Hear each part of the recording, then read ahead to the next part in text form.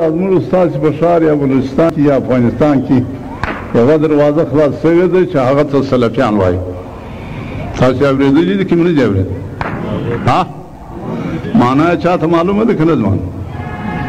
سلفی دا معنا چې ابو حنیفه کافر، حنفیان کافران، مسجدان مندران، په یوه ملا پسې لمونځ نه دی صحیح او هر یو داسې داسې سوی دی پیسې ولا راځي.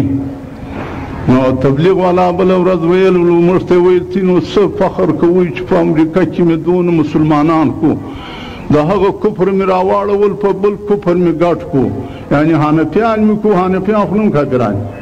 اوس د ټولو علماو په یوه د دوی په دوه کوره کې هم عیدګاه کوي، دوی په دوه کوره کې هم جمعه کوي، فکرې یې دغسې نیولي او په دا ټولو سلفیانو کې ملا هم نشته.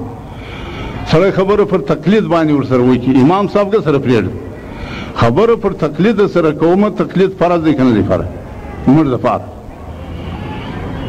نو ما بل کالم دا ورته وویل چې مال په کوټه کې دې مناظره جوړه شي، 10 ملایان به موږ ټول لاستی راولي، په دغه مناظره کې که موږ تقلید فرض ثابت کړي نو بیا به چپ کېږي.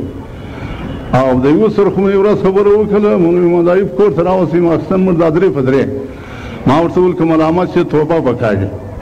څه خبرې مې بلې سره وکړلې، اخر هېڅ دلیل یې نه و، نو ما توبه وکړل. بیا ویل ته یې 15 کاله لا ما مولوي صاحب پرېږده، داسې مې ښه لاس رسېدلی دی، داسې مې ښه لاس، نو ما ظالم ما په دغه ډبرو کې دا دیوال راګرځولی دا مدرسې له خو نو 10 لکه مره استه وه، نو دا 15 کاله مده درکړم. د هغه وخته څه مې بیا نه دی لیدلی. دلته موږ ته کافران وایي او هلته پیسې پر دغه باندې پیدا کوي. آخر دعوانا